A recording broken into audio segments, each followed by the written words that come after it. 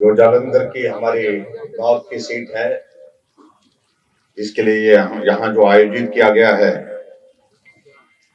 अभी जिनका आपने संबोधन सुना, जो वर्षों से आपकी सेवा में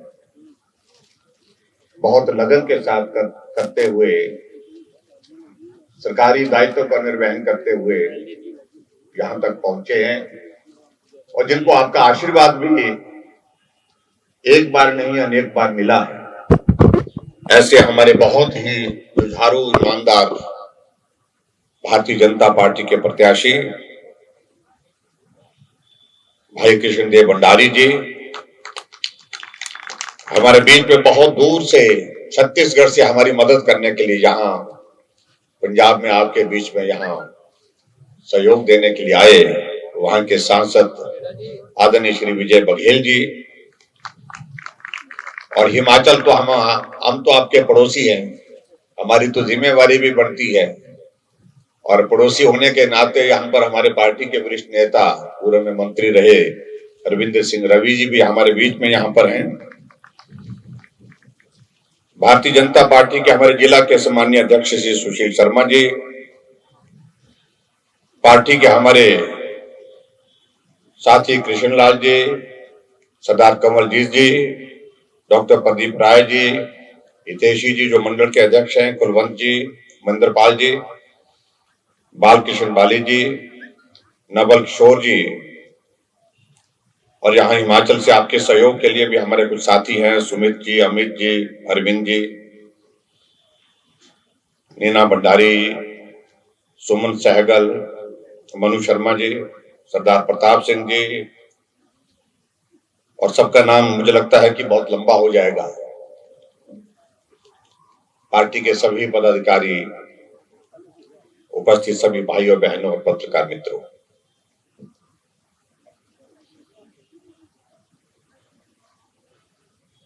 आज की इस चुनावी सभा में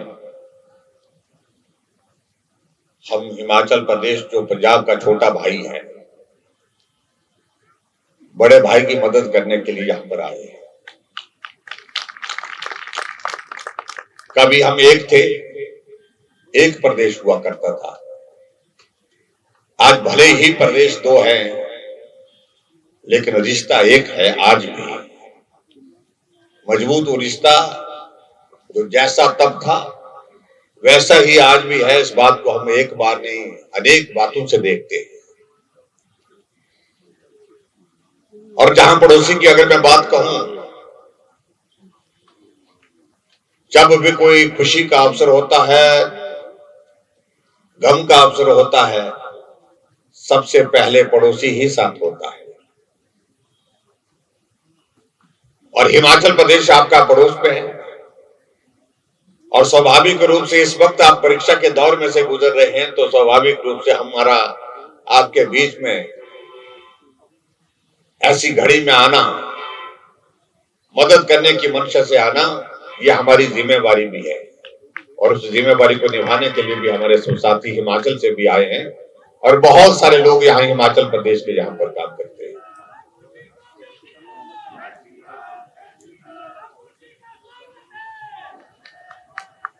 मैं एक चीज को देख रहा था यहाँ आने के पश्चात,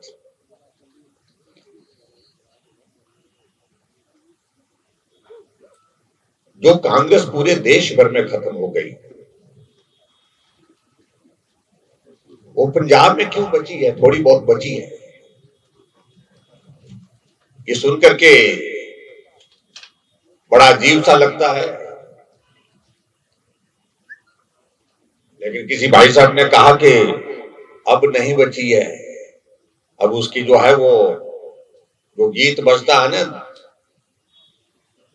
विदाई का गीत बजता है, बाबुल की दुआएं लेती जा, जा तुझे सारा सुखी संसार मिले, ऐसा बोलते हैं। शहनाई तो बज गई, और शहनाई यही नहीं, पूरे देश के कोने कोने में बची। कांग्रेस कहीं नहीं। इसलिए मुझे लगता कि बहुत महत्वपूर्ण अवसर है, ये बहुत सुनहरा अवसर है, जब आपको भी विदाई देनी पड़ेगी इस कांग्रेस पार्टी को। बहुत सारा काम तो खुद कर दिया है उन्होंने, उसमें कुछ कहने की जरूरत नहीं है। जिस प्रकार से लड़ाई झगड़े जो चल रहे हैं वहां पर, वो उनकी पार्टी की बात है, उसमें हमको कोई सुझाव देना ऐसा हमारी मंशा भी नहीं है। लेकिन कई बार बहुत विचित्र लगता है कि उस पार्टी का नेतृत्व तो पंजाब में यहां पर सिद्धू जी को दिया, और सिद्धू के साथ हमने एक नहीं अनेक जगह कार्यक्रमों में हम जाते थे प्रचार करने के लिए, हिमाचल में भी और हिमाचल के बाहर भी। ये वही सिद्धू है जिन्होंने राहुल गांधी को पप्पू पप्पू कह कह करके पूरी देश में नहीं दुनिया में प्रसिद्ध कर दिया। आज अगर गूगल में भी अगर आप पप्पू लिखे तो नाम राहुल गांधी का आता है। हमारा कोई कसूर नहीं, ये कहां से निकाला उनने वो जाने। लेकिन यही नहीं, वो सोनिया गांधी को क्या कहते थे इस बारे में मुझे कहने की आवश्यकता नहीं, मैं कह भी नहीं सकता हूं, कहना भी नहीं चाहता। आज उस पार्टी में क्या होगा, उस पार्टी का आप खुद अंदाजा लगा सकते हैं। ये पंजाब वीरों की भूमि है, ये पंजाब गुरुओं की भूमि है,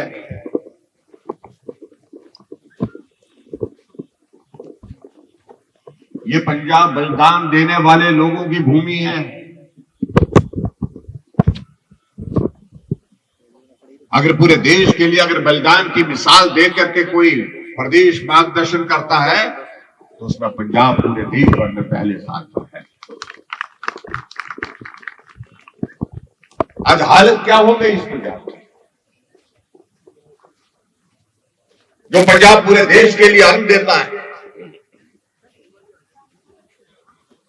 जो पंजाब पूरे देश की रक्षा के लिए यहां के नौजवान अपने प्राण न्यौछावर करते हैं। शहादत अगर होती है तो पंजाब का सैनिक उसमें जरूर होता है। आज वो नौजवान कहां जा रहा है जो देश की सेवा के लिए बलिदान के लिए जाना जाता है। उससे पहले यहां पर हमारी पार्टी के प्रत्याशी भंडारी जी कह रहे थे, पिछली बार सत्ता जब आई कांग्रेस की तो कहा था कि हम नशा मुक्त पंजाब देंगे। लेकिन आज के हालात में आप देख रहे हैं कि क्या सच्ची पंजाब में नशा मुक्त हो गया क्या?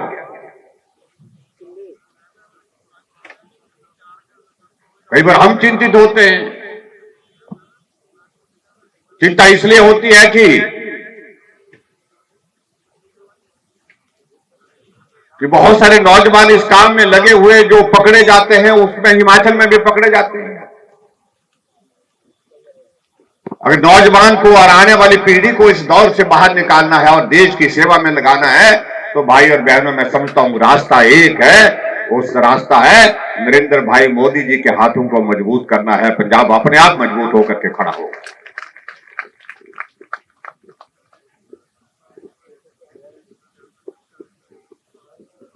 अभी हम रास्ते में से होकर के आ रहे थे,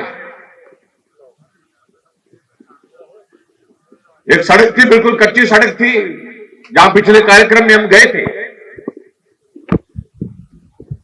ऐसा लग रहा था मैं कहीं पहाड़ के जो रास्ते होते हैं, पहाड़ के जो हमारे जहां सड़कें अभी बन रही होती है, कच्ची होती है, उस रास्ते में जा रहा हूं।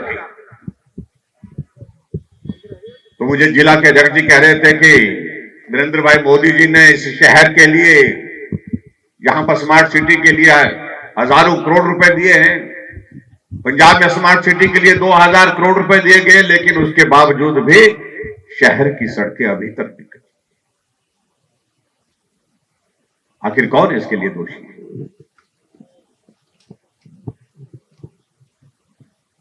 इस बात को समझने की आवश्यकता है।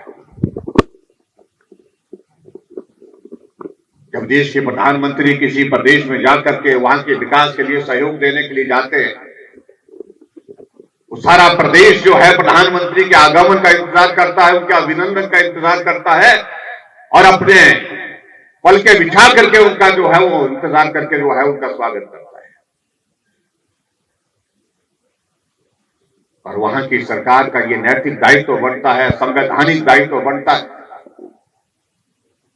लेकिन बहुत विचित्र लगा जब ये देख करके, ये सुन करके 5 जनवरी को देश के यशस्वी प्रधानमंत्री नरेंद्र भाई मोदी जी का पंजाब आने का कार्यक्रम था। आए भी, लेकिन 1.25 साल पर जहां पहुंचना था वहां पहुंचने से रोका गया। मुख्यमंत्री चन्नी जी को संपर्क करते रहे, लेकिन उनका फोन नहीं लगा। और उस दिन पंजाब के लिए प्रधानमंत्री जी 43,000 करोड़ रुपए के उद्घाटन और शिलान्यास के कार्यक्रम जो रखे थे, एक दिन में 43,000 करोड़ रुपए एक जगह में, एक समय में मिलने वाले थे। नुकसान किसका हुआ? नुकसान तो पंजाब का हुआ। राजनीति करने का यह अवसर नहीं था,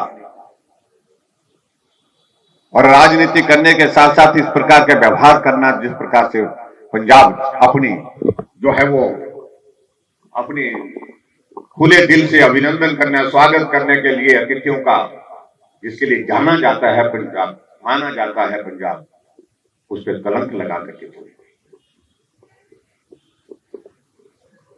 और शायद आजाद भारत के इतिहास में इस प्रकार की घटना घटित हुई।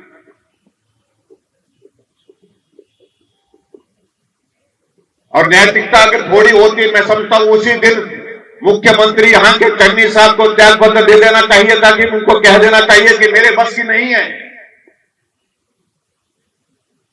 जब मैं प्रधानमंत्री की सुरक्षा सुनिश्चित नहीं कर सकता हूं, तो मैं पंजाब की सुरक्षा कैसे कर सकता हूं? मैं संवैधानिक दायित्व का निर्वहन करने की स्थिति में नहीं हूं, इसलिए उनको त्याग पत्र दे देना चाहिए था।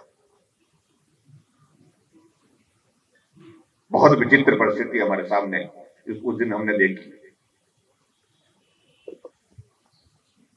इसलिए भाई और बहनों, इन सारी बातों का जवाब मुझे लगता है कि ये चुनाव के इस दौर में देना चाहिए।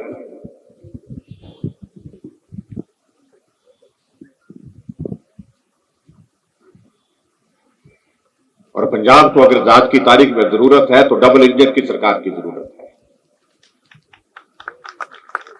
डबल इंजन का मतलब यह है कि दिल्ली में भाजपा की सरकार, पंजाब में भी भाजपा की सरकार, और पीछे से हिमाचल प्रदेश में भी भाजपा की सरकार, एक लाइन में, एक दिशा में चलते हुए ये पंजाब आगे बढ़ना चाहिए।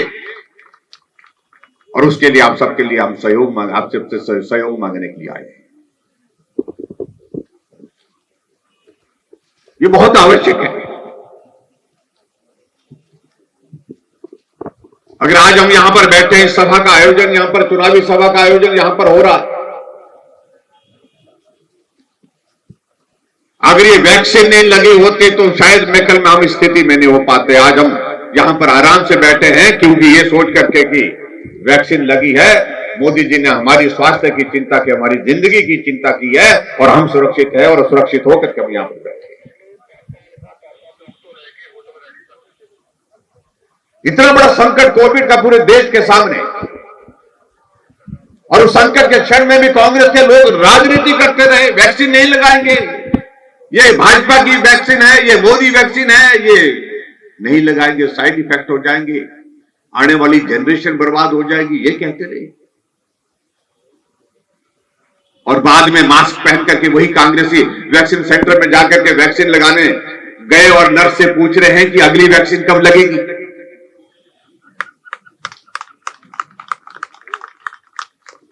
आज वो प्रचार कर रहे हैं पूरे जाकर के लोगों के बीच में। कांग्रेस पार्टी का नेता, अगर हिम्मत हुई है ये प्रचार करने की, अगर बाहर निकलने की हिम्मत हुई है, तो उसकी वजह है कि नरेंद्र भाई मोदी जी ने इस देश में जो वैक्सीन का अभियान चलाया, उस वैक्सीन के अभियान में भारत के साइंटिस्ट ने यहां पर वैक्सीन बना करके जो दी, उस वैक्सीन से हम लोग सुरक्षित हो पाए। इस बात को भी हमको समझना होगा। और ये लोग राजनीति करते रहे, हमारी पार्टी के सब साथी समाज में सेवा करते रहे। और मैं बधाई देना चाहता हूं पार्टी के सब साथियों को, जो राष्ट्रीय स्तर पर जो हमारा कार्यक्रम चला। मुझे मालूम पड़ा पंजाब में भी हमारे सब साथियों ने इस तरह से काम किया, जहां कोई भूखा था उसको रोटी दी, जिसको राशन देने की जरूरत थी उसको राशन दिया, जिसको मास्क देने की जरूरत थी भारतीय जनता पार्टी का कार्यकर्ता जा करके जो उसको मास्क दे करके आया।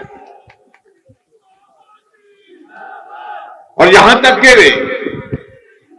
ये भी हमने देखा कई जगह तो ये स्थिति हुई,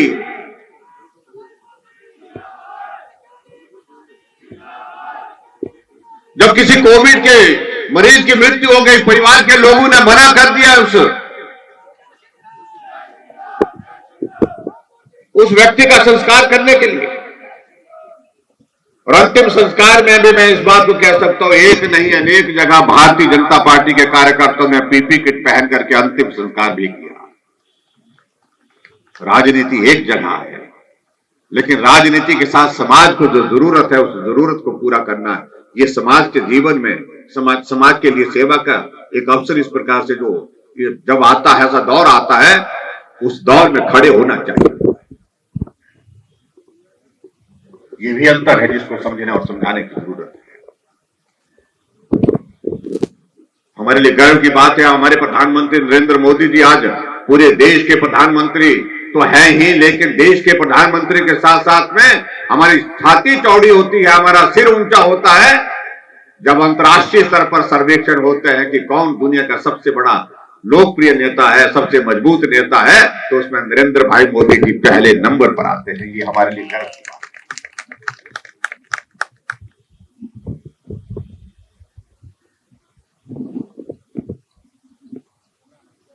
पंजाब आगे बढ़ना चाहिए, ये सिर्फ चाहने से नहीं होगा, ये हमको करने से, हमारे काम करने के से होगा। और उसके लिए बहुत आवश्यक है ये चुनाव का ये दौर है।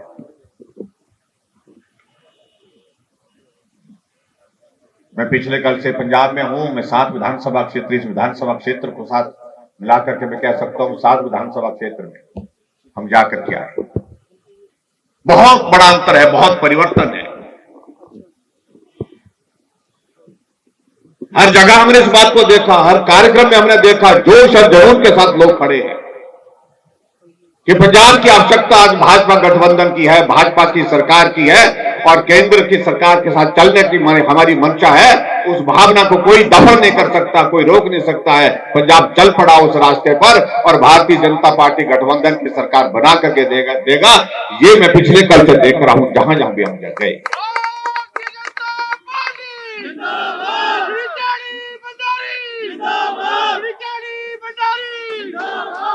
आज अगर देश सुरक्षित है, अगर आज हम पूरे देश भर में इस बात को कह रहे हैं हम सुरक्षित हैं, हम गर्व के साथ ऊंचे सिर के साथ उठ करके चल सकते हैं, उसकी वजह है कि देश को एक मजबूत नेतृत्व की जो जरूरत थी वो वर्षों के बाद हुई।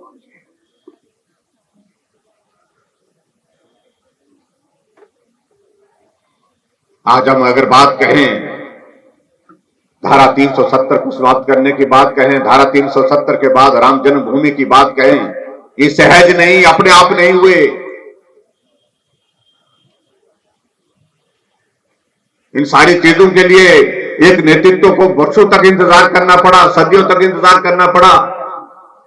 और आज इस ऐसे जब हमारे सामने सारी चीजें हुई हैं, ये हम और आप सबकी पीढ़ी के लिए ये सौभाग्य की बात है कि हम अपनी आंखों के सामने उस दृश्य को देख पाए जब राम जन्मभूमि का शिलान्यास वहां पर हो रहा था, भूमि पूजन का कार्यक्रम वहां पर हो रहा था, जिसके लिए सैकड़ों लोगों ने अपने जान की कुर्बानी दी।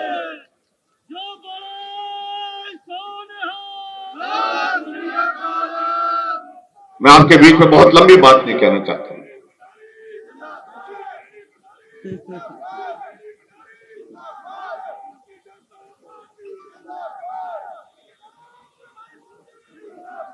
यहां बात कही जा रही थी इस क्षेत्र के विकास के लिए, और इस क्षेत्र के विकास के लिए यहां का प्रतिनिधित्व जो है भंडारी जी पहले भी कर चुके हैं। विकास को गति दी, लेकिन बीच में जब ये क्रम टूटा तो विकास का क्रम भी टूटा। उसको जोड़ने की जरूरत है, आगे बढ़ाने की जरूरत है। वो तभी बढ़ पाएगा जब भंडारी जी फिर से चुन करके जाएंगे। और इसलिए हम आप सबके बीच में निवेदन करने के लिए आए भाई और बहनों, कि आप सबका आशीर्वाद चाहिए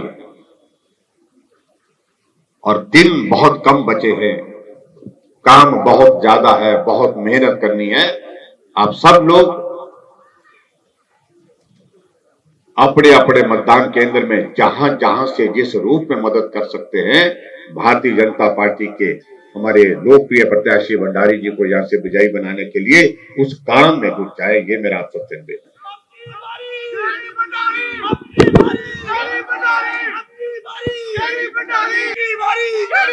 मैं इसलिए इस बात का मैं जिक्र कर रहा हूं, हम हिमाचल प्रदेश में इस बात को देख रहे हैं कि भारतीय जनता पार्टी की हमारी सरकार है और दिल्ली जाकर के हम प्रधानमंत्री जी से मिलकर के आते हैं, हम शिमला बाद में पहुंचते हैं।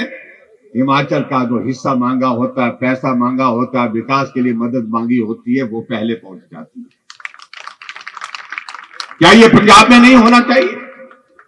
अगर होना चाहिए तो हमको एक ही रास्ते पर आगे चल करके काम करना है कि जिसका जिक्र किया हमने, डबल इंजन की सरकार, दिल्ली में भाजपा की सरकार आदरणीय मोदी जी के नेतृत्व में और पंजाब में गठबंधन की सरकार बने और इस विधानसभा क्षेत्र से भंडारी जी फिर से विधानसभा के अंदर बुलंद आवाज के साथ आपके क्षेत्र के विकास के लिए अपनी बात कह सके, और उसके लिए आप सबका सहयोग और समर्थन मांगने के लिए आपके बीच में यहाँ पर आए हैं। आप आपके इस कार्यक्रम में यहाँ पर उपस्थित हुए, आप सबका बहुत बहुत धन्यवाद। नमस्कार, जय हिंद।